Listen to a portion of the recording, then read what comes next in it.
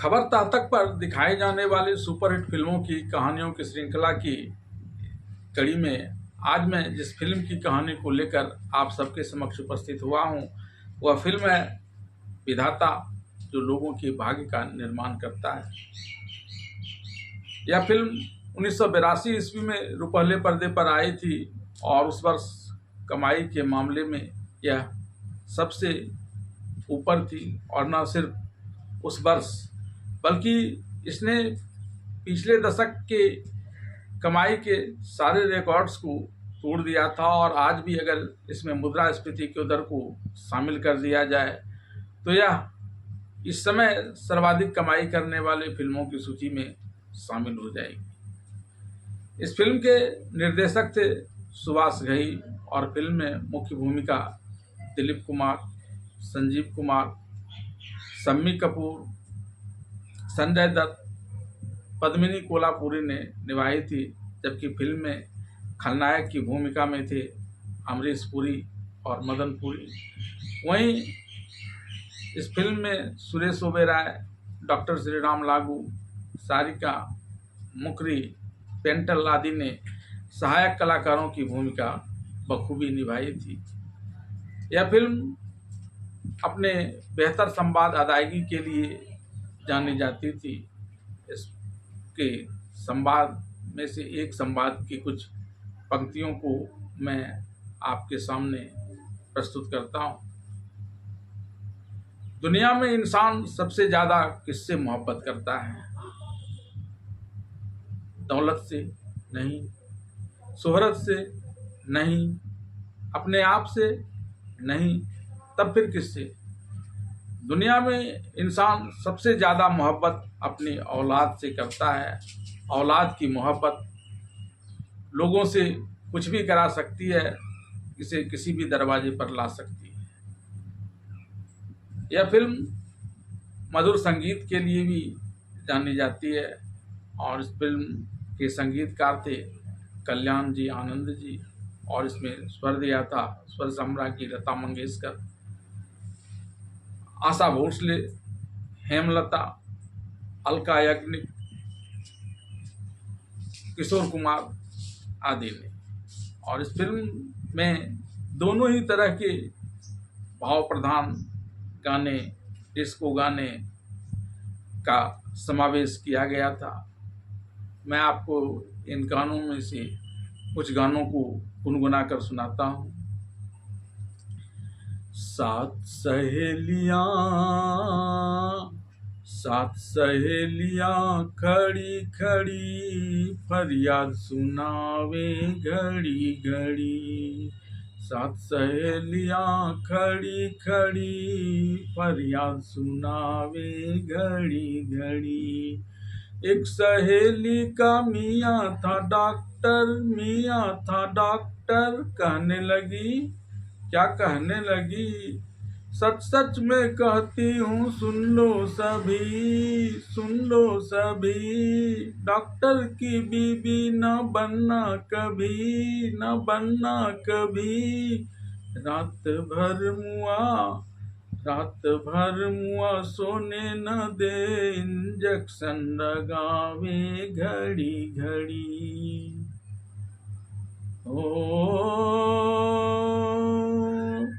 हाथों की चंद लकीरों का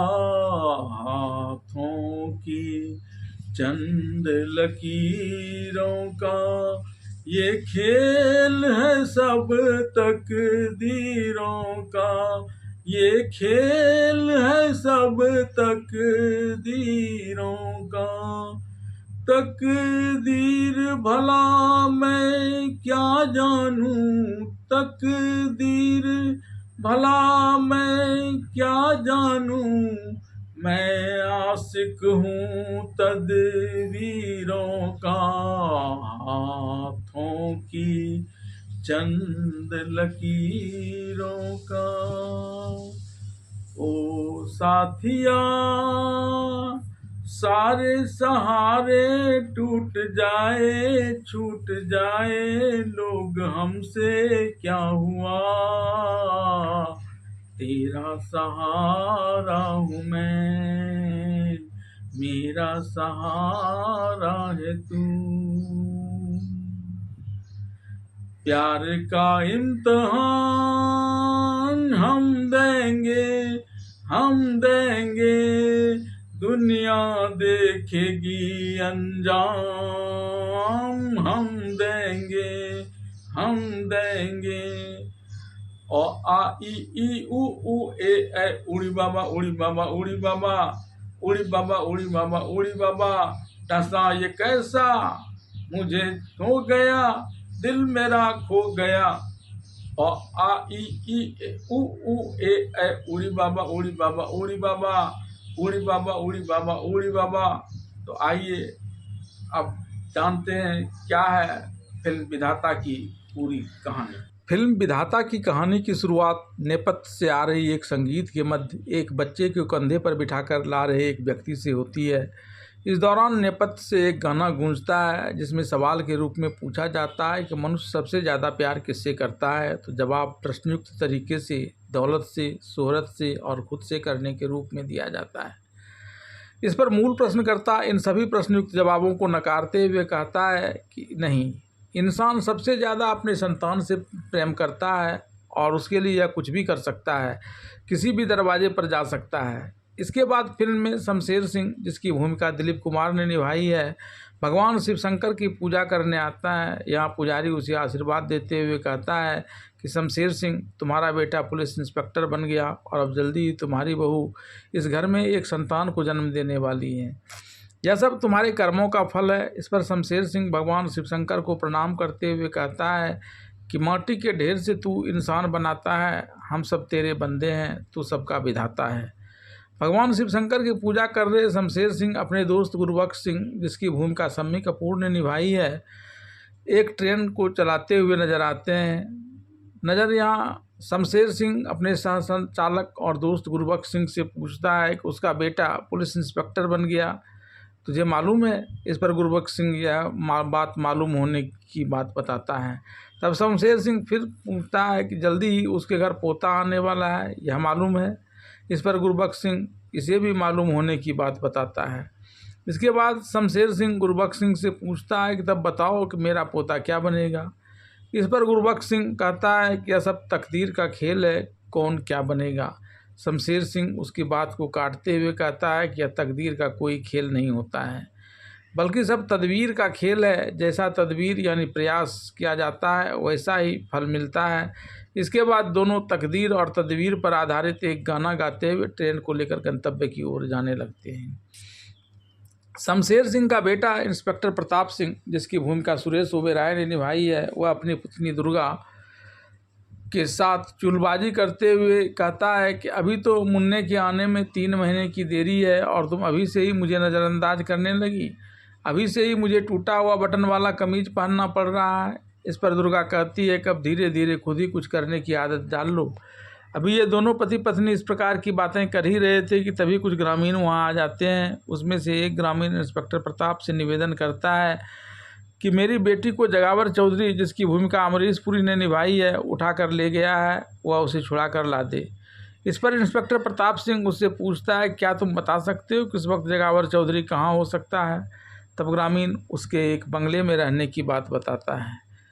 जगावर चौधरी इस आलीशान महल में पूरे अय्याशी के साथ रह रहा है। अर्धनग्न लड़कियां स्नानागार में स्नान कर रही हैं, नर्तकियां नृत्य कर रही है। जगावर चौधरी यहीं पर आराम फरमा रहा है। स्नानागार के दूसरी तरफ कुछ विदेशी स्मगलर डेविड का समूह स्मगलिंग का कुछ सामान खरीदने यहाँ आया हुआ है। इस बात की सूचना देते हुए जगावर का आदमी उसे बताता है कि कुछ विदेशी स्मगलर अपना माल खरीदने यहाँ आया है। माल के साथ ही उसकी अपनी कुछ लड़कियों पर भी नज़र है। इस पर जगावर चौधरी उससे पूछता है कि वह बाजरा यानी पैसा कितने देगा। इस पर जब उसका आदमी ठीक ठाक बाजरा देने की बात करता है, तब जगावर चौधरी कहता है कि ठीक है, उसे इन लड़कियों में मनपसंद लड़की को ले जाने दो। इस क्रम में अब जगावर का गुंडा इन लड़कियों को स्नानागार से निकालकर विदेशी स्मगलरों को सौंपना चाहता है कि तभी इंस्पेक्टर प्रताप सिंह वहां गोली चलाते हुए आ जाता है और सभी को गिरफ्तार करने की बात करता है। इसके बाद वहाँ फंसी सभी लड़कियों को वह मुक्त कराकर जल्दी से चले जाने के लिए कहता है। इसकी इस हरकत से नाराज जगावर चौधरी कहता है कि लगता है हमारे आदमियों ने तुझे बाजरा नहीं खिलाया है। इस पर इंस्पेक्टर प्रताप सिंह कहता है कि बाजरा तो अब तुम्हें जेल में मिलेगा, जिसे तुम चक्की में पीसोगे, उसका आटा बनाओगे और फिर उससे बनी हुई रोटियां खाओगे। तब जगावर चौधरी अपने आदमी से कहता है कि इसने तो बाजरे का अर्थ ही नहीं समझा। तभी एक हसीन लड़की सोने के सिक्के से भरी एक थाल लेकर उसके समक्ष प्रस्तुत करती है। इंस्पेक्टर प्रताप सिंह इस थाल को उलट देता है और सबको गिरफ्तार कर थाना ले जाने की बात करता है। तब जगावर चौधरी कहता है कि मुझसे आज तक किसी पुलिस वाले ने पंगा नहीं दिया है। इस पर इंस्पेक्टर प्रताप सिंह खुद को अन्य पुलिस वालों से अलग बताते हुए जगावर चौधरी समेत सभी अपराधियों को थाना चलने की बात करता है। तभी जगावर चौधरी का एक अपराधी बल्लू दूर से ही छिपकर इंस्पेक्टर प्रताप सिंह के हाथ पर गोली मारकर उसका पिस्टल गिरा देता है। इसके साथ ही अपराधी चारों तरफ से हाथ में छुरा लिए हुए उसे घेर लेता है और जगावर चौधरी कुटिल मुस्कान बिखेरते हुए एक युवती द्वारा सुसज्जित थाल में रखा छुरा उठाकर यह कहते हुए उसके पेट में घोंप देता है कि इस तरह घायलावस्था में जब थाना पहुंचकर तुम यहाँ की इस घटना का बखान करोगे, तब भविष्य में कोई भी पुलिसकर्मी उसके अड्डे पर आने की हिम्मत नहीं जुटा पाएगा। इसके बाद इंस्पेक्टर प्रताप वहां से बेतहाशा दौड़कर भागने लगता है। इस समय उसके घर पूजा कर रही उसकी पत्नी दुर्गा को कुछ अपशगुन होने लगता है। उसके हाथ से पूजा का थाल गिर जाता है, जिससे वह काफ़ी चिंताग्रस्त हो जाती है। जगावर चौधरी के अड्डे से घायलावस्था में भाग रहे इंस्पेक्टर प्रताप के पीछे जगावर के कुछ गुंडे लगे हुए हैं, जो इंस्पेक्टर प्रताप को घेर कर मार देना चाहते हैं। इस समय ट्रेन चला रहे शमशेर सिंह अपने दोस्त गुरबख्श सिंह को अपने साथ ले जा रहे एक दूरबीन को देते हुए कहता है कि यह दूरबीन उसने अपने बेटे इंस्पेक्टर प्रताप सिंह के लिए खरीदा है, ताकि वह दूर से ही अपराधियों को देखकर पहचान कर उसका सफाया कर सके। गुरबख्श सिंह जब इस दूरबीन से बाहर देखता है तो उसमें उसे एक युवा पर झपटते हुए कुछ अपराधी दिखाई पड़ता है। यह बात वह शमशेर सिंह को बताता है। तब शमशेर सिंह दूरबीन को लेकर खुद बाहर का दृश्य देखने लगता है। वह पाता है कि अपराधी उसके बेटे इंस्पेक्टर प्रताप सिंह को घेर कर उसकी जान लेने पर तुला हुआ है। यह दृश्य देखते ही शमशेर सिंह चलती ट्रेन से ही कूदकर अपने बेटे को बचाने के लिए चल पड़ता है। तब तक अपराधी इंस्पेक्टर प्रताप सिंह को बुरी तरह से घायल कर यह सोचकर वापस हो जाता है कब तो इसकी जान चली ही जाएगी। तभी शमशेर सिंह वहां आ जाता है। अपने बेटे को अपने आगोश में लेकर वह उसे सांत्वना देता है, लेकिन काफ़ी गंभीर रूप से घायल होने के कारण इंस्पेक्टर प्रताप सिंह अपने पिता के आगोश में ही दम तोड़ देता है। दुखी शमशेर सिंह तब अपने बेटे की लाश को लेकर थाना आ जाता है और पुलिसकर्मियों से तुरंत अपराधियों को पकड़ने के लिए जाने की याचना करता है। पुलिसकर्मी जगावर चौधरी के भय से और बीच बीच में पैसा खिलाए जाने के कारण जल्दी अपराधियों को पकड़ने की जगह टाल मटोल का रवैया अपनाते हुए शमशेर सिंह से कहता है कि सबसे पहले लाश का पंचनामा होगा, तभी पुलिस आगे की कुछ कार्रवाई करेगी। पुलिसकर्मियों में उत्साह बढ़ाने और अपने इंस्पेक्टर बेटे की बदला लेने के लिए जोश बढ़ाने के लिए शमशेर सिंह उन पुलिसकर्मियों को बताता है कि मेरा बेटा इंस्पेक्टर प्रताप सिंह इसी थाना में पदस्थापित था, लेकिन पुलिसकर्मी इसके बावजूद टाल मटोल का रवैया ही अपनाते रही। फिर कानून से अपने हाथ बंधे होने की बात करने लगी। इस पर शमशेर सिंह ने कहा कि बेटा मेरा मरा है, कानून का नहीं। आपका हाथ कानून से बंधा हुआ है, लेकिन मेरा हाथ कानून से बंधा हुआ नहीं है। ऐसा कहकर वह वहाँ से चलकर अपराधियों के भागने की दिशा में बंदूक लिए तेजी से आ रहा होता है कि तभी उसे एक तालाब में अपराधी मस्ती करते हुए नजर आ जाता है। फिर वह अपराधियों को देखते ही दनादन गोलियां चलाकर उसकी जान लेने लगता है। जब एक अपराधी शेष रह जाता है और वह गिड़गिड़ाकर शमशेर सिंह से अपने प्राणों की भीख मांगने लगता है, तब शमशेर सिंह इस शर्त पर उसे छोड़ने की बात करता है कि जान बख्शने के बदले में वह अपने आका का नाम इसे बता दे। इस पर वह अपराधी शमशेर सिंह को अपने आका जगावर चौधरी का नाम बताने ही वाला होता है कि तभी वहाँ पर पुलिस उसे ढूंढते हुए चली आती है और पुलिस के साथ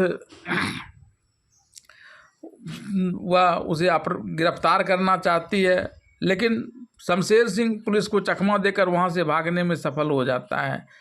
रास्ते में उसे अपने बेटे की पत्नी बदहवास स्थिति में मिलती है। तब शमशेर सिंह उसे भी साथ लेकर पुलिस से बचते बचाते एक मालगाड़ी के डिब्बे में सवार हो जाता है। इस बीच इस घटना की वजह से उसके बेटे की पत्नी को प्रसव पीड़ा होने लगती है और जैसे ही मालगाड़ी एक स्टेशन पर रुकती है वैसे ही शमशेर सिंह वहां उतरकर किसी मददगार को ढूंढता है। तभी उसका दोस्त गुरबख्श सिंह उसे मिल जाता है।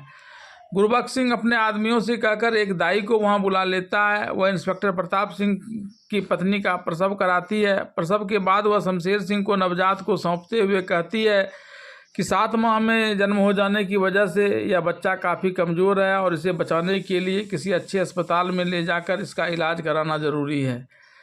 इस बीच इंस्पेक्टर प्रताप सिंह की पत्नी का भी देहांत हो जाता है। तब शमशेर सिंह अपने पोते कुणाल सिंह, जिसकी भूमिका आगे चलकर संजय दत्त ने निभाई है, उसे लेकर शहर का एक अस्पताल चला आता है और डॉक्टर से अपने पोते को बचाने की मिन्नत करता है। इस पर डॉक्टर 3 दिन के बाद कुछ कहने की स्थिति की बात बताता है।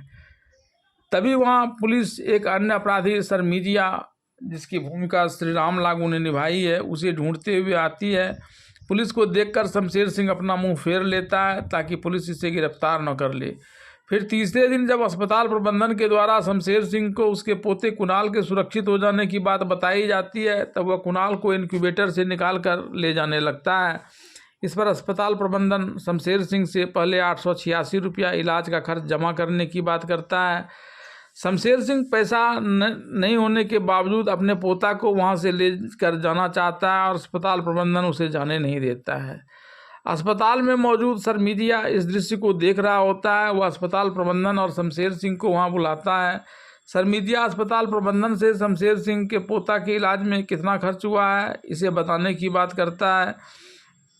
इस पर अस्पताल प्रबंधन 886 रुपया बताता है। तब सरमिजिया खुद इस राशि को चुका देता है और अस्पताल प्रबंधन को शमशेर सिंह को जाने देने के लिए कहता है।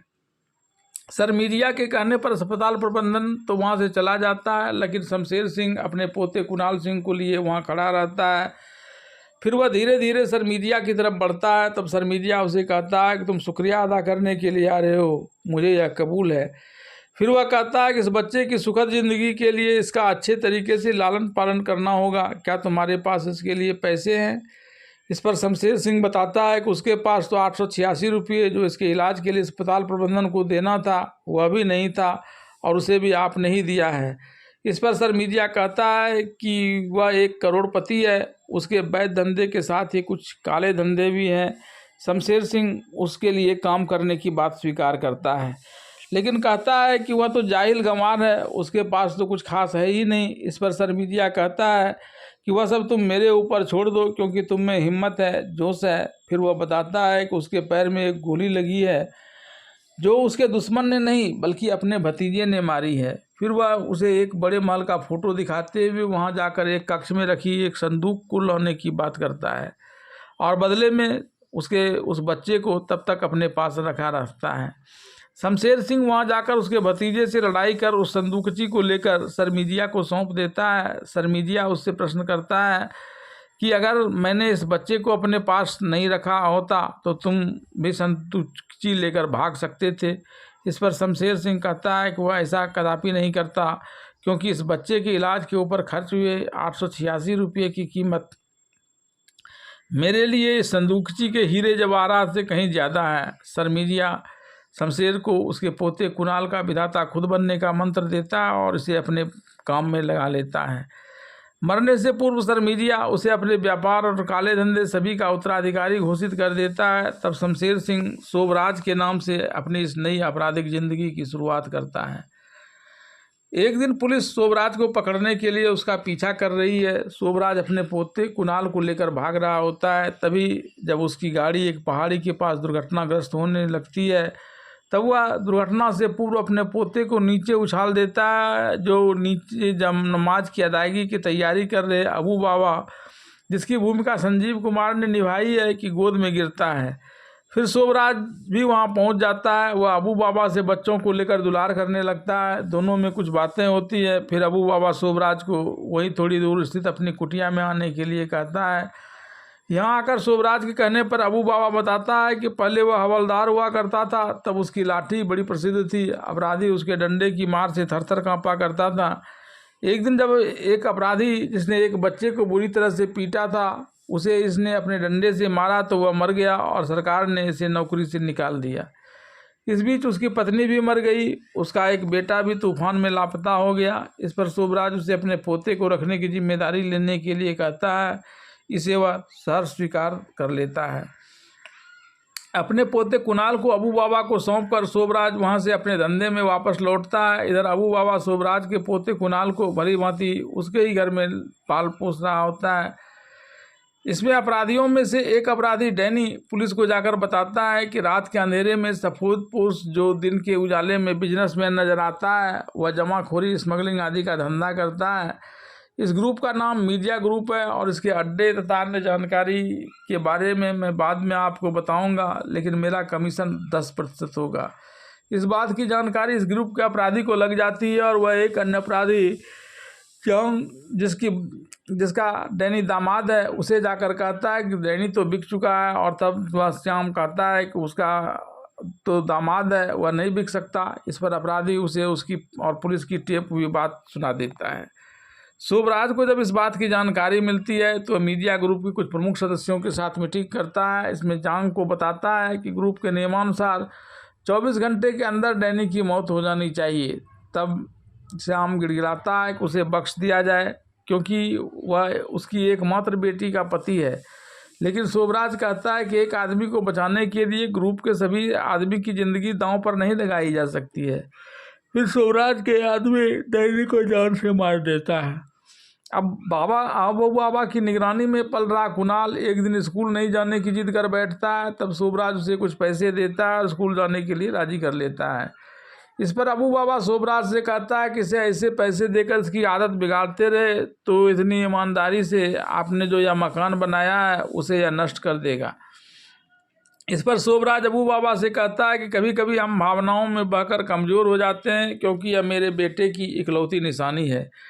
तभी शोभराज को एक फ़ोन आता है जो उसके ड्राइवर गणपत का होता है, जिसकी भूमिका किशन धवन ने निभाई है।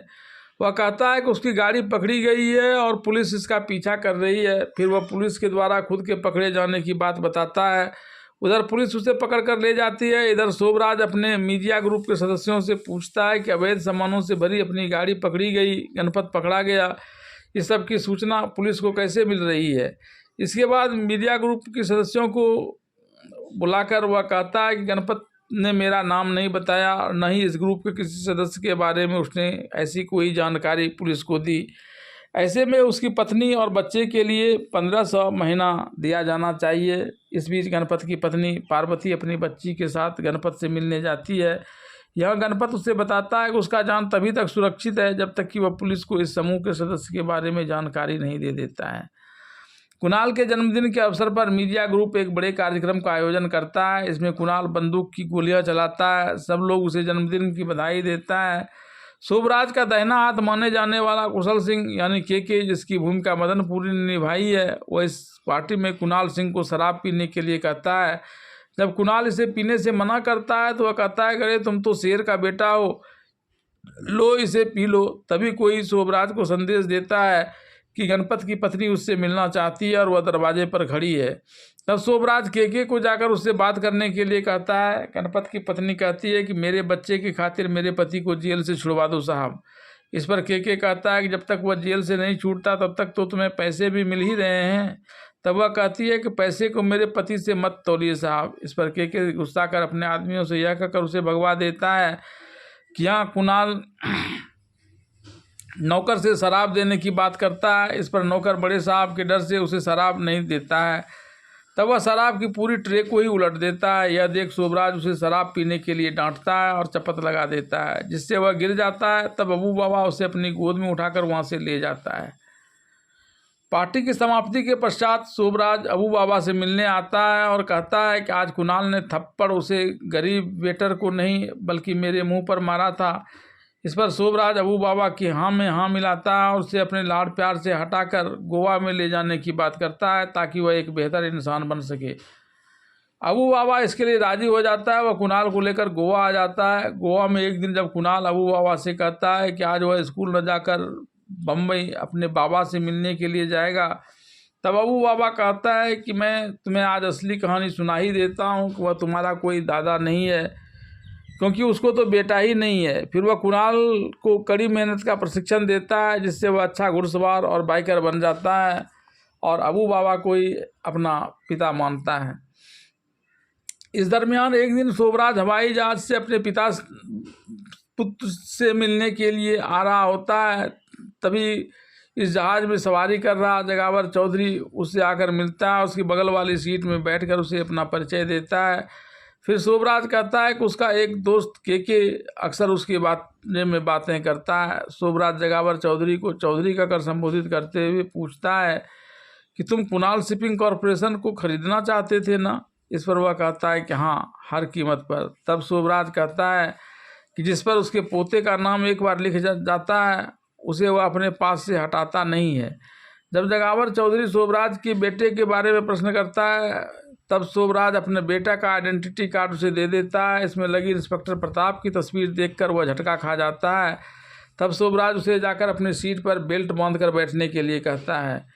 गोवा में उतरकर जब शोभराज अपने पोता से मिलने के लिए अपनी कार की तरफ बढ़ता है तब जगावर चौधरी शोभराज से मिलकर साथ में चलने के लिए राजी कर लेता है। फिर दोनों अपने आप को बड़ा अपराधी होने का प्रमाण देने लगता है, एक दूसरे की ताकत भी आजमाने लगता है। चौधरी अपने पीछे आ रही कार को विस्फोट कर उड़ाकर यह दिखाता है कि उसने इसकी जान बख्श दी और अब तक इसकी जान इसके ही रहमो करम पर थी। तब शोभराज कहता है कि दरअसल वह कार तो इसकी थी ही नहीं, उसने तो निर्दोष लोगों को बम धमाका से उड़ा दिया। फिर थोड़ी दूर आगे चलकर शोभराज नारियल की पानी पीने के लिए कार रुकवाता है। दोनों नारियल वाले के पास जाता है। बातों ही बातों में शोभराज कहता है कि आज उसने उसकी जान बख्श दी। इस पर जब वह कैसे का कर प्रश्न करता है तो शोभराज जिस कार में चौधरी के साथ बैठकर आया था उस कार में धमाका कर बताता है कि उसकी छड़ी में बारूद थे, जिसे उसने वहां से स्विच दबाकर विस्फोट कर दिया। इसके बाद चौधरी बिना नारियल का पानी पिए वहां से वापस लौटकर अपने दोस्त की कार में बैठ जाता है, जो शोभराज को जानता है और जगावर चौधरी से उसकी दोस्ती कराना चाहता है। पूरी बात सुन उसने चौधरी से कहा, तुमने तो नाहक ही शेर को छेड़ दिया है। के शोभराज को बड़ा आदमी बताते हुए जगावर चौधरी को गोवा का एक छोटा अपराधी बताता है। इस पर जगावर चौधरी कहता है कि वह तो इसे तब से जानता है कि जब यह कुछ भी नहीं था। इस पर जब के इस बारे में जगावर चौधरी की बात करता है तो वह उस बात को टाल देता है। फिर के कहता है करे वह शोभराज से उसकी भेंट क्या उसके पोते कुणाल की पार्टी में ले जाकर दोनों की मित्रता करा देंगे। इधर शोभराज अबू बाबा के पास अपने पोते कुणाल को लेने के लिए आया हुआ है। जिस वक्त शोभराज अबू बाबा के पास आता है उस वक्त कुणाल वहाँ नहीं रहता है। थोड़ी देर बाद वह कई मेडल जीत कर लाता है और अबू बाबा को दिखाता है। दरअसल तब अबू बाबा उसे बताता है कि यही तुम्हारे दादा है, मैंने तुम्हें उस वक्त गलत बताया था कि तुम मेरा बेटा हो। इस पर कुणाल अबू बाबा से लिपट कर रोते हुए कहता है कि नहीं, वह आपको छोड़कर नहीं जाएगा। फिर अबू बाबा के समझाने पर वह शोभराज के साथ जाने के लिए तैयार होता है। रास्ते में शोभराज अपने गरीबों के दोस्त गुरुबख्श सिंह का एक ढाबा चलाते हुए देखता है, जहां वह उस गाने को गा रहा होता है जिसे दोनों ट्रेन चलाते अक्सर साथ में गाया करते थे। गाड़ी रुकवाकर शोभराज उतरकर गुरुबख्श सिंह से मिलता है। एक साथ मिलकर एक दूसरे का परिचय प्राप्त करते हैं।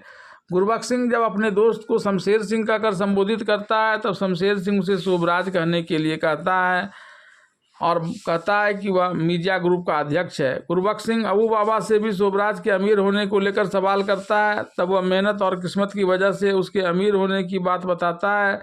शोभराज अपने पोते कुणाल को सभी से मिलवाता है। इसी क्रम में जगावर चौधरी से जब वह हाथ मिलाता है तो जगावर चौधरी का हाथ पसीना पसीना हो जाता है। वह कुणाल के हाथ के कड़े होने की बात करता है। इस पर कुणाल कहता है कि इसके लिए तो हाथ पसीने पसीने हो गए। तब शोभराज कहता है किसी बात को याद कर यह पसीना पसीना हो रहा है। यहाँ दुर्गा, जिसकी भूमिका पद्मिनी कोल्हापुरी ने निभाई है, वह अपने दूर के एक रिश्तेदार के साथ नाच का कार्यक्रम देने आई है। तब इसका रिश्तेदार के साथ आया अपराधी किस्म के लोग इस पर फप्तियाँ कसने लगता है। दुर्गा जब इसमें से एक को चपत लगा देती है तो हाथ में एक छुरा लेकर दुर्गा को मारने दौड़ता है। इस पर कुणाल उसका छुरा छीनकर दुर्गा को दे देता है। फिर वह बदमाशों से कहता है कि मर्द हाथ से लड़ते हैं। फिर वह सभी को चुनौती देता है कि वह दारू पिए हुए लोगों और औरतों से नहीं लड़ता है। कल वह उन लोगों के घर पर 11 बजे आकर लड़ेगा।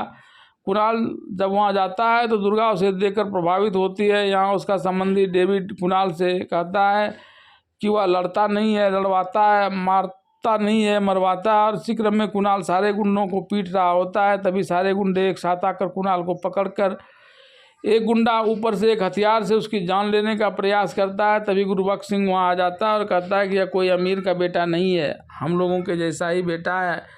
और फिर यह सबसे माफ़ी मंगवाता है और फिर सब दोस्त बन जाते हैं। कुणाल और दुर्गा एक दूसरे से प्यार करने लगते हैं। सब कोई मिलकर गुरबख्श सिंह से कहता है कि पिछले साल की तरह गणेश चतुर्थी का इस बार कार्यक्रम अच्छा नहीं रहा है। साथ ही वह दुर्गा द्वारा बनाए गए 7 सहेलियाँ वाले गाना गाने के लिए भी कहता है। तब दुर्गा और सभी गुरबख्श सिंह इस गाने को गाने के लिए तैयार हो जाते हैं। कुणाल और दुर्गा इस दौरान एक दूसरे को प्यार करने लगते हैं और ब्याह कर साथ साथ ज़िंदगी बिताने का सपना देखने लगते हैं। इस सपने को पूरा करने के लिए एक दिन कुणाल दुर्गा को लेकर अपने हवेली में आता है। दुर्गा इतनी बड़ी हवेली को देखकर आश्चर्यचकित रह जाती है। कुणाल उसे वहीं बिठाकर ऊपर अपने दादा से मिलने जाता है तो देखता है कि वहाँ अबू बाबा और उसके दादा उसकी शादी के लिए लड़कियों की तस्वीर देख रहे हैं। जब जब उसके दादा शोभराज ने उसे सही समय पर आने और लड़की पसंद करने में मदद करने की बात की, तब उसने कहा उसने तो पहले ही अपने लिए लड़की पसंद कर ली है। और जब अबू बाबा ने पूछा कि कौन सी लड़की पसंद की है, तब कुणाल बताता है कि वह लड़की नीचे बैठी हुई है।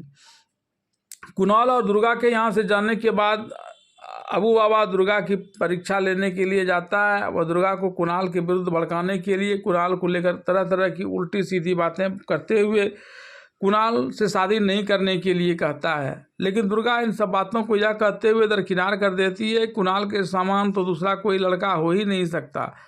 तब अबू बाबा उसे कहते हैं कि तुम मेरी परीक्षा में पास हो गई, अब तुम्हारी शादी कुणाल से हो जाएगी।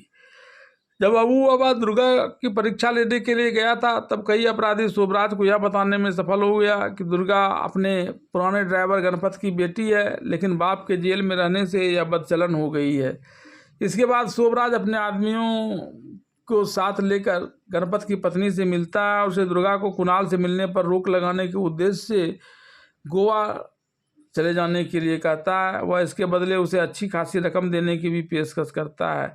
वह दुर्गा को कुणाल की ज़िंदगी से निकाल कर गोवा ले जाने के लिए तैयार हो जाती है, लेकिन शोभराज द्वारा दिए जाने वाले पैसे को यह कहकर लेने से इनकार कर देती है कि उसका पति भी खुददार थे और वह भी खुददार है, वह उसके पैसे से इसकी खुददारी को खरीदने का प्रयास नहीं करे। तब शोभराज गणपत की पत्नी और दुर्गा की मां से कहता है, कल मेरा जहाज़ गोवा जाएगा, तुम उसी में दुर्गा को लेकर गोवा चले जाना। फिर वह अपने एक अपराधी को गोवा में गणपत की पत्नी और उसकी बेटी के रहने का पूरा इंतजाम करने की बात कर वापस चला आता है। या जब अबू बाबा से शोभराज की मुलाकात होती है, तब अबू बाबा उसे कुणाल और दुर्गा में प्रेम होने की बात बताते हुए कुणाल की शादी दुर्गा के साथ करवा देने की बात करता है। इसे सुन शोभराज भड़क जाता है और उसे बदचलन बताता है। तब अबू बाबा दुर्गा के गरीब होने की बात स्वीकारता है, लेकिन बदचलन होने की बात इसे अमीरों द्वारा गरीबों पर लगाया जाने वाला लांछन बताता है। वह खुद दुर्गा की परीक्षा लेने की बात बताते हुए दोबारा कुणाल की दुर्गा से शादी कराने की बात करता है। और इस मुद्दे पर जब दोनों के बीच विवाद गहराने लगता है, तब यह विवाद लंबा न खींचे इसके लिए शोभराज अंदर जाकर दरवाज़ा बंद कर लेता है। और अबू बाबा यह कहते हुए कि दुर्गा की शादी कुणाल से होकर रहेगी, क्योंकि मैं कुणाल को अच्छी तरह से जानता हूँ और अगर तुम इसके दिल में छिपे ज्वालामुखी को कुरोदोगे तो यह भड़क जाएगा और तुम्हारा सब कुछ तबाह हो जाएगा। अबू बाबा के वहाँ से चले जाने के बाद शोभराज उसके लिए परेशान हो जाता है। फिर वह अपने आदमी को उसे ढूंढने के लिए भेजता है। जब उसका आदमी अबू बाबा का पता नहीं लगा पाता है तो शोभराज उन सब पर अपनी गुस्सा करता है और कहता है कि जाकर देखो वह नमाज पढ़ रहा होगा। शोभराज के घर से निकलने के बाद अबू बाबा सीधे दुर्गा के घर आता है। यहाँ उसे पता चलता है कि कुछ ही समय पूर्व दुर्गा की माँ और कुछ लोग दुर्गा को लेकर समुद्री जहाज से गोवा ले गए हैं। लोगों ने बताया कि दुर्गा तो बिना कुणाल से मिले जाना ही नहीं चाहती थी, लेकिन उसे जबरन ले जाया गया। तब अबू बाबा समुद्र की तरफ जाता है तो पाता है कि वह जहाज़ तो किनारा छोड़ चुका है। तब अबू बाबा एक मोटर बोट पर सवार होकर उस जहाज़ की तरफ बढ़ता है। शोभराज के इस जहाज़ का लीडर के का बेटा है। वह एक अपराधी को भेजकर धोखे से दुर्गा को अपने केबिन में बुला लेता है और अपने कई आदमियों के साथ उसके बलात्कार करने का प्रयास करता है। जब दुर्गा की मां को संदेह होता है और वह दुर्गा से मिलने जाती है तो वह अपराधी उसे धक्का मारकर उसे गिरा देता है, जिससे उसका सिर फूट जाता है। तब तक अबू बाबा का बोट वहां पहुंच जाता है और अबू बाबा बोट से जहाज पर आ जाता है। यहाँ दुर्गा की माँ उसे सारी बात बताती है। तब अबू बाबा केबिन के अंदर जाकर कई अपराधियों को गोली मारकर हत्या कर देता है और दुर्गा को छुड़ाकर उसे उसकी माँ के साथ अपने साथ लाए मोटर बोट पर सवार होकर जल्दी से वहाँ से भाग जाने के लिए कहता है। फिर वह अपराधियों से लड़ते लड़ते जब केबिन में जाता है तो देखता है कि इस जहाज से सोने का स्मगलिंग किया जा रहा है। तब यह सोचकर कि उसका मालिक यानी शोभराज स्मगलिंग का धंधा तो नहीं करता है और यह उसे बदनाम करने की साजिश की जा रही है, वह अपराधियों से कहता है कि वह इस जहाज को पुलिस को पकड़वा देगा। तब वह अपराधियों में से एक का पिस्टल छीनकर वहां से भाग जाता है। केके का बेटा अपने पिता को अबू बाबा की धमकी देकर यहां से चले जाने की जानकारी देता है। जिस समय वह केके को इस बात की जानकारी दे रहा होता है तब वह जगावर के साथ उसके महल में बैठा होता है। केके को व्याकुल देखकर जगावर केके से फ़ोन लेकर उसके बेटे से बात करता है कि तुम लोग शांति से रहो, कुछ नहीं होगा। फिर वह अपने आदमियों को सतर्क कर देता है ताकि अबू बाबा को पकड़ सके। जैसे ही अबू बाबा समुद्र के किनारे आता है जगावर का अपराधी उसे घेर लेता है। इसे निपटने के लिए जब अबू बाबा अपने साथ लाया रिवॉल्वर से गोली चलाकर अपराधी को मारना चाहता है तो वह पिस्टल बिना गोली की ही निकलती है। इसके बाद अपराधी उसे जंजीरों में जकड़कर अपने आका जगावर चौधरी के अड्डे पर लाता है। तब जगावर बताता है कि अबू बाबा को मार दिया जाए। इसके बाद अपराधी गोली चलाकर अबू बाबा की जान ले लेता है। इस बात में केके भी उसका समर्थन करता है। जब अबू बाबा की सब यात्रा निकलती है तब कुणाल सब से लिपटकर जार बाजार रोता है और अबू बाबा की हत्या करने वाले से इंतकाम लेने की बात करता है। बड़ी मुश्किल से गुरबख्श सिंह कुणाल को अबू बाबा के सबसे लिपटने से हटाकर अबू बाबा की लाश को दफन करवाता है। इसी अवसर पर शोभराज के जगावर समेत तमाम बड़े लोग उपस्थित होते हैं। सबकी उपस्थिति में कुणाल हाल हाल में अपने अबू बाबा के कातिलों से बदला लेने की बात करता है। वोट पर अपराधियों के द्वारा सर फोड़ दिए जाने के बाद जब दुर्गा अपनी मां को अस्पताल इलाज कराने के लिए लाती है और डॉक्टर उसे भर्ती कर लेता है तभी एक अपराधी उसके पास आकर एक पुर्जी थमाता है जिसमें लिखा है तुम्हारी मां हमारे कब्जे में है। अब अगर तुमने कुणाल से मिलना जुलना बंद नहीं किया तो तुम्हारी मां को हमेशा हमेशा के लिए तुमसे अलग कर दिया जाएगा। तभी कुणाल वहां आ जाता है लेकिन दुर्गा उसे देख कर मुँह फेर लेती है और यह कहकर चली जाती है कि वह दोबारा उससे नहीं मिले और अगर उसने मिलने का प्रयास किया तो उसे बेइज्जती के अलावा कुछ हाथ नहीं लगेगा। तभी वहाँ दुर्गा का पड़ोसी भीमा आ जाता है। वह कुणाल को धमकाता है कि अबू बाबा की हत्या स्मगलरों के एक गैंग ने की है और उस गैंग ने ही दुर्गा को तुमसे नहीं मिलने की धमकी दी है। अबू बाबा की हत्या से शोभराज भी परेशान है लेकिन उसके आदमी उसे बताता है कि अबू बाबा को इस समूह के काले धंधे की जानकारी लग गई थी और वह पुलिस में जाकर इस एक एक अपराधी को जेल भिजवाने की बात कर रहा था। वह आपको भी छोड़ने वाला नहीं था, इसलिए हम सब ने उसकी हत्या कर दी। इस पर शोभराज मीडिया ग्रुप के सभी लोगों को इस बात की सख्त चेतावनी देता है कि किसी भी हालत में यह बात कुणाल को पता न चलने पाए और अगर किसी के द्वारा इससे उस बात की जानकारी दी जाएगी तो इस व्यक्ति को उसके अंजाम तक पहुंचा दिया जाएगा। इधर जगावर चौधरी समुद्र तट पर एक हसीना के साथ रंगरेलियां मना रहा होता है। तब वह हसीना लीली उसे कुणाल द्वारा अपराधियों का पता चलने की बात करता है। इस पर जगावर चौधरी बताता है कि असली खेल तो अब शुरू होगा। जब वह पूछती है कि खेल कौन खेलेगा तो वह अपने बारे में बताता है लेकिन वह कहता है कि मैं सीधे सीधे इस खेल को नहीं खेलूँगा बल्कि इसके लिए मैंने नीलिमा नाम की एक लड़की को फांसा है जो देखने में सुंदर है। फिर वह नीलिमा को बुलाकर सौदेबाजी करता है। तय सौदा के मुताबिक जब नीलिमा कुणाल को पकड़ने के लिए जाती है उस समय उसे कुणाल अपराधियों की तलाश करते हुए समुद्र में घूम रहा हुआ मिलता है। नीलिमा उसे अपने कार में बैठने के लिए कहती है। पहले तो कुणाल इनकार करता है लेकिन जब वह उसके द्वारा ढूंढे जा रहे अपराधियों के राज बताने की बात करती है तो कुणाल उसकी कार में बैठ जाता है। नीलिमा उसे एक जगह अपने सुनसान कमरे में ले जाती है और उससे प्यार भरी बातें करने लगती है। तब कुणाल कहता है कि वह उससे प्यार नहीं कर सकता क्योंकि प्यार तो वह एक बार कर चुका है और प्यार एक ही बार होता है। चाहो तो तुम मेरी अच्छी दोस्त बन सकती हो क्योंकि मेरा कोई दोस्त नहीं है जिसके साथ मैं खुलकर बातें कर सकूं। तब नीलिमा कुणाल के साथ दोस्ती करने के लिए तैयार हो जाती है वह स्मगलरों के इस गैंग को मीडिया समूह से जोड़ते हुए कहती है कि इसका एक बड़ा कार्यक्रम 2 दिन बाद होने वाला है। इस पर जब कुणाल उसे वहां ले जाने को लेकर सवाल करता है तो नीलिमा न सिर्फ उसे वहां ले जाने की बात कहती है बल्कि उसे वहां ले जाकर कुछ लोगों से मिलवाने की भी बात करती है। नीलिमा के द्वारा जब से कुणाल ने यह जाना है कि अबू बाबा की हत्या के पीछे मीडिया ग्रुप का हाथ है, तब वह इस ग्रुप के सदस्यों का पुतला बनाकर उस पर गोली चलाकर इन्हें मारने का अभ्यास करता है। उसे ऐसा करता देख गुरुबख्श सिंह और शोभराज वहां आ जाता है और कुणाल से कहता है कि ऐसा करने से कोई फ़ायदा नहीं है क्योंकि इससे वे अपराधी तुम्हारे दुश्मन हो जाएंगे। तब कुणाल उसकी बात मानकर वहां से चला जाता है। इस बीच शोभराज के फ़ोन की घंटी गनगनाने लगती है और दूसरी तरफ इस ग्रुप का नंबर 2 के रहता है जो इस समय जगावर चौधरी से मिला हुआ है और शोभराज को एक होटल के उद्घाटन कार्यक्रम में अतिथि के रूप में आने के लिए कहता है। पहले तो शोभराज इससे मना करता है, लेकिन जब उसे कहा जाता है कि इसमें एक विदेशी व्यापारी डेविड भी आने वाला है जिससे उसकी मुलाकात पहले से तय है, तब वह इसमें आने के लिए तैयार हो जाता है। उधर इस कार्यक्रम को लेकर आयोजित डांस ग्रुप की नर्तकी के भाग जाने से डांस ग्रुप पूरी तरह से परेशान है। तब इस समूह का एक सदस्य की सलाह पर दुर्गा को नाचने के लिए यह कहकर तैयार किया जाता है कि ये पूरी तरह से फंस गए हैं, ऐसे में ये लोग उसकी माँ के इलाज के लिए पैसे भी देंगे।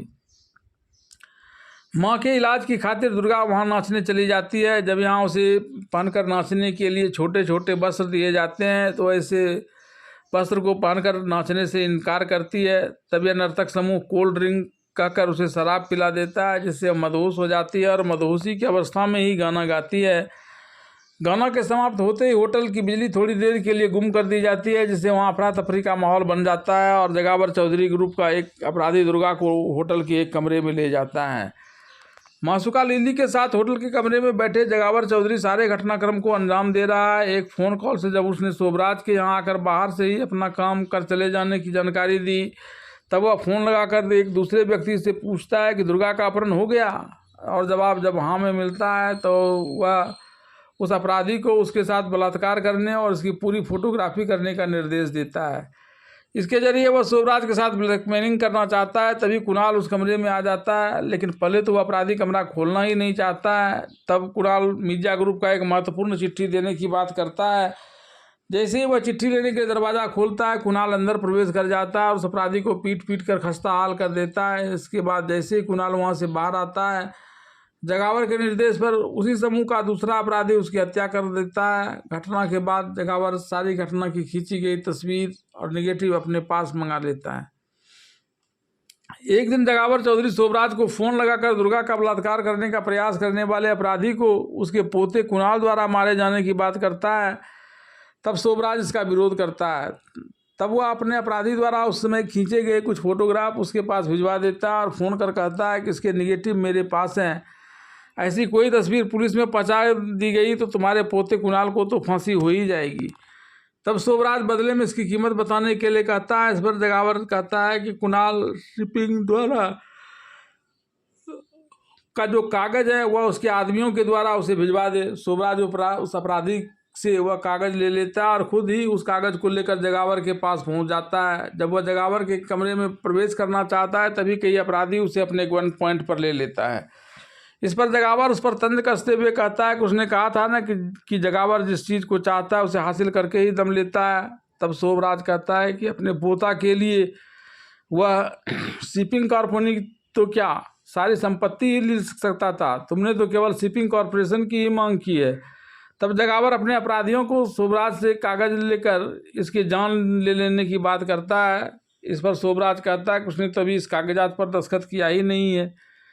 तब जगावर उसे कागज़ को पर दस्तखत करने के लिए कहता है और अपनी कलम उसे देता है, लेकिन शोभराज यह कहते हुए कि वह अपनी ही कलम से दस्तखत करेगा। दस्तखत करने के लिए अपनी कलम निकालने की जगह एक पिस्तौल निकालकर जगावर चौधरी की करपटी से सटा देता है और जगावर को अपने आदमियों से सारे बंदूकें फेंक देने के लिए कहलवाता है। फिर जगावर की मासूका लिली से सारे नेगेटिव मंगवाकर जगावर चौधरी से कार तक चलकर पहुंचा देने के लिए कहता है। जब शोभराज गाड़ी में बैठ जाता है तो वह उसके करपट्टी पर लगाया हुआ पिस्तौल उसे दे देता है, गाड़ी को तेज़ी से भगा कर ले जाता है। जगावर चौधरी गौर से देखता है तो पता चलता है कि वह पिस्तौल तो नकली था। वहां से आकर शोभराज मीडिया ग्रुप के वरिष्ठ सदस्यों को बताता है कि जगावर तो आस्तीन का सांप निकला। इस पर जगावर से मिले हुए ये लोग उल्टे शोभराज को ही यह कहकर दोषी ठहरा देता है कि सारी मुसीबत की जड़ तो तुम्हारा पोता है, वह क्यों मिला हुआ है, वह क्यों सबकी फ़ोटो खींच रहा था। एक दिन हम सभी को फंसा देगा और खुद भी फंस जाएगा, फिर सभी की जान चली जाएगी और मीडिया ग्रुप बर्बाद हो जाएगा। इसके बाद शोभराज अंदर जाकर कुणाल की छड़ी से बुरी तरह से पिटाई करता है। तब गुरबख्श सिंह उसे वहां पहुंचकर छुड़वाता है, लेकिन कुणाल मार खाकर भी डरने की जगह खुद अबू बाबा की मौत का बदला लेने की कसम खाकर शोभराज का घर छोड़ देता है और अबू बाबा की कब्र पर जाकर कहता है कि उसका कोई नहीं है। तभी दुर्गा गाना गाते हुए वहाँ आ जाती है। यहाँ गुरबख्श शोभराज को सलाह देता है कि सारी गलती उसने कुणाल की शादी दुर्गा से नहीं करके की है। अगर दुर्गा से उसकी शादी हो गई होती तो ना अबू बाबा की मौत होती और न यह सब कांड होता। तब शोभराज गुरबख्श सिंह से कहता है कि चाहे जैसे भी हो तुम इस घर को टूटने से बचा लो। कुणाल जब गाना गा रही दुर्गा को देखता है तो वह उसके पास पहुंच जाता है। फिर दुर्गा उसे महलों में न सही गाँव में प्यार देने की बात करती है। फिर दोनों साथ साथ समुद्र के किनारे गाना गाते एक दूसरे से प्यार करने लगते हैं। तभी नीलिमा के द्वारा बताए जाने पर गुरबख्श सिंह वहाँ चला जाता है और कुणाल से कहता है कि उसके दादा की तो जान ही चली जाएगी अगर वह जल्दी यहाँ से उसके पास नहीं गया तू। साथ ही वह दोनों की शादी की बात भी करता है। फिर वह दुर्गा और कुणाल को जाकर दादू से माफ़ी मांगने के लिए कहता है। कुणाल दुर्गा के संग यहाँ आकर अपने दादू से माफ़ी मांगता है। फिर गुरबख्श सिंह जल्दी ही दोनों की शादी कर देने की बात करता है। वह कहता है कि लड़की वाले की तरफ से रहेगा और तुम बारात लेकर आना। इधर शोभराज कुणाल को बताता है कि वह अब 18 साल का हो गया है। 2 दिन के बाद एक बड़ी पार्टी में उसे 18 कंपनी का मालिक बना दिया जाएगा। तब कुणाल दुर्गा से शादी करने की बात करता है तो शोभराज कहता है कि पहले उसकी माँ से आकर मुझसे मुलाकात करेगी, फिर शादी की तिथि तय होगी और फिर बड़े धूमधाम से बारात लेकर तुम्हारी शादी की जाएगी। कुणाल यह सुनकर दुर्गा की माँ से मिलने के लिए चला जाता है, लेकिन दुर्गा की माँ इस शादी को करने से साफ साफ इनकार कर देती है। इस पर जब कुणाल पूछता है क्या अमीर होना गुनाह है, तब वह कुणाल को पकड़कर अपने घर ले जाती है और कहती है कि देखो यह 14 साल के बाद जेल से छुटकर आया हुआ मेरा पति है। इसको जेल भिजवाने वाला तुम्हारा दादू है, क्योंकि तुम्हारा दादू स्मगलिंग और कई काले धंधे में संलिप्त है। हालांकि गणपत अपने पत्नी को अपने मालिक के विरुद्ध यह तक बताने से रोकता है, लेकिन वह रौ में आकर सारी बातें कह जाती हैं। तभी जगावर चौधरी का एक अपराधी गणपत की हत्या कर भाग जाता है, प्रयास करता है।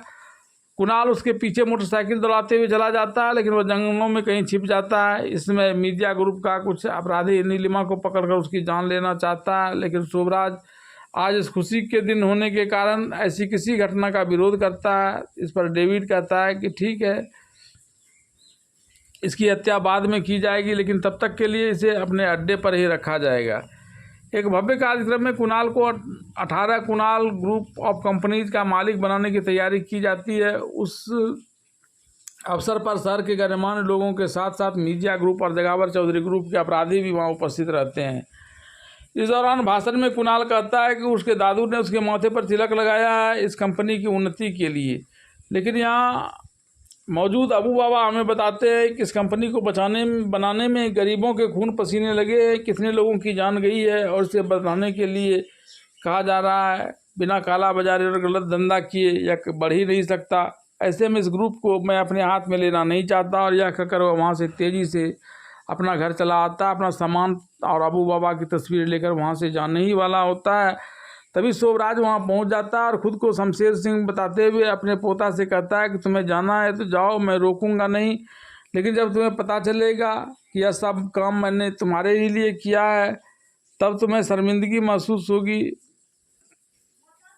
लेकिन इसके बावजूद कुणाल बिना विस्तार में कुछ बातें जाने वहाँ से निकल जाता है। कुणाल के जाने के बाद जगावर चौधरी मीडिया ग्रुप के लोगों को यह कहकर भड़काता है कि तुम्हारे अध्यक्ष का पोता ही तुम लोगों की जान लेने का शपथ खाकर निकल गया है, इसलिए इस अध्यक्ष को ही बदल दो और उसके पोते को भी मार दो ताकि तुम सब सही सलामत रह सको। उसकी बातों में आकर के शोभराज को फ़ोन लगाकर कहता है कि वह मीडिया ग्रुप की बैठक में आए। तब शोभराज उस मीटिंग में नहीं आने की बात करता है, लेकिन जब के कहता है कि यहाँ कुणाल की जान पर खतरा है तब शोभराज वहाँ चला आता है। यहाँ सभी शोभराज पर तंज कसता है कि जब उसके पोते की जान लेने की बारी आए तो वह बहाना बना रहा है और चेयरमैनशिप छोड़ने की बात कर रहा है। अध्यक्ष तो में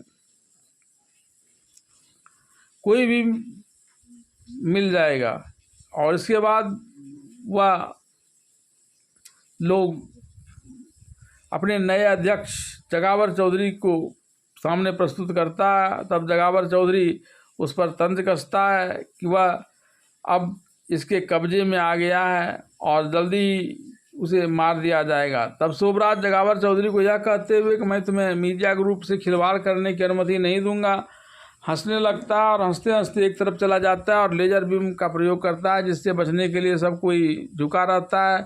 तब तक शोभराज वहाँ से निकलकर कार पर बैठकर बाहर आने लगता है। अपने दादू का घर छोड़कर कुणाल दुर्गा के घर आता है और उसके माता पिता से कहता है अब तो उसने अपने दादू का भी घर छोड़ दिया है, अब वह अभी गरीब हो गया है, इसलिए अब तो दुर्गा की उसकी शादी कर दो। अभी यह लोग यहाँ इस प्रकार की बातें कर ही रहे थे कि तभी जगावर चौधरी वहाँ आ जाता है और गणपत से कहता है कि तुम लोग धन्य हो जो ऐसा दामाद तुम लोगों को मिल रहा है। फिर वह यह कहकर कि मीडिया ग्रुप जिसका संचालक उसका दादू है जल्दी इस घर पर हमला करने वाला है। फिर वह इस बहकावे में आकर उसे अपनी कार में बिठाकर धोखे से अपने अड्डे पर लाकर कैद कर देता है। राहुल की तलाश में शोभराज और गुरुबख्श दुर्गा के घर आता है तो पता चलता है कि जगावर चौधरी इन दोनों को पहले ही यहाँ से अपनी कार में बिठाकर ले गया है। तब ये दोनों कुणाल की तलाश में वहाँ से निकल जाते हैं और वहाँ दूसरी तरफ जगावर चौधरी के अड्डे पर खूब धूम मची है। यहाँ जगावर चौधरी कुणाल पर तंज कसता है कि ऐसे ही इसका पिता इंस्पेक्टर प्रताप भी उसके अड्डे पर आ गया था और तब उन लोगों ने उसकी जान ले ली थी। अब जल्दी ही कुणाल और नीलिमा की भी जान ले ली जाएगी। साथ ही कुणाल को ढूंढते हुए जब शोभराज यहाँ आएगा तब उसकी भी जान लेकर मीडिया ग्रुप पर कंटक राज्य किया जाएगा। तभी के कहता है कि ज़्यादा देर करोगे तब शोभराज आ जाएगा तो फिर वह हम सबकी छुट्टी कर देगा। लेकिन जगावर चौधरी बताता है कुणाल को भी मारना ठीक नहीं है, क्योंकि इसके चारे के चक्कर में ही शोभराज फंसकर यहाँ आएगा और तब सबकी जान ले लेगा। तभी वहाँ रखी फ़ोन की घंटी गनगनाती है और के कहता है कि लो आ गया शोभराज सबकी जान लेने के लिए। लेकिन जब जगावर फ़ोन उठाता है तो दूसरी तरफ से फ़ोन पर डेविड रहता है। वह कहता है कि आप मीडिया ग्रुप के अध्यक्ष तब तक नहीं बन सकते जब तक कि मैं हस्ताक्षर न कर दूं, क्योंकि इस कंपनी का एक बड़ा शेयर मेरे नाम पर है। इस संदर्भ में मुझे आपसे कुछ बातें करनी है, आपको अभी मेरे पास आना होगा। तब वहाँ खुद जाने की जगह जगावर चौधरी अपने 2 आदमी को एक उजले रंग की कार में डेविड को यहाँ लाने के लिए भेज देता है, क्योंकि अन्य किसी कार होने की स्थिति में इसका बॉडीगार्ड उस कार को विस्फोट से उड़ा देगा। जब यह कार डेविड को लेने के लिए उसके बताए हुए स्थान पर जाता है तो यहाँ शोभराज को टहलते हुए देख गुरुबख्श सिंह आ जाता है और कहता है कि हम दोनों दोस्त थे और साथ ही रहेंगे। फिर शोभराज डेविड को लेने आए जगावर चौधरी के आदमी को गोली मार देता है। तभी उसमें से एक अपराधी को वह पहचानता है। जब इंस्पेक्टर प्रताप की हत्या के बाद वह उसके हत्यारे को मार रहा था तभी एक हत्यारे के गिरने पर उसने अपने आका का नाम बताने के लिए छोड़ दिया था, लेकिन पुलिस के आ जाने के से वह आदमी अपने आका का नाम बताने से बच गया था।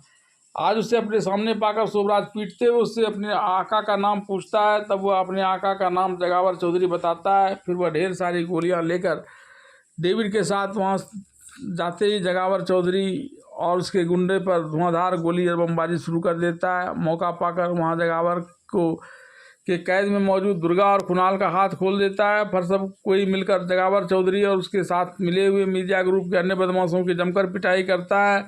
शोभराज उसे बताता है कि दरअसल वह शमशेर सिंह है, जो उसके कारण ही शोभराज बना था। इस दौरान शमशेर सिंह की भी एक गोली लगी थी। वह अपने प्राण छोड़ने से पहले भगवान शिव शंकर के मंदिर में जाकर अपने पोते के कल्याण की कामना करता है। तब गुरुबख्श सिंह कुणाल और दुर्गा की शादी उसी मंदिर में कर यह गीत गाता है हाथों के चंद लकीरों का, और उसके साथ ही फिल्म विधाता की कहानी यहीं समाप्त हो जाती है।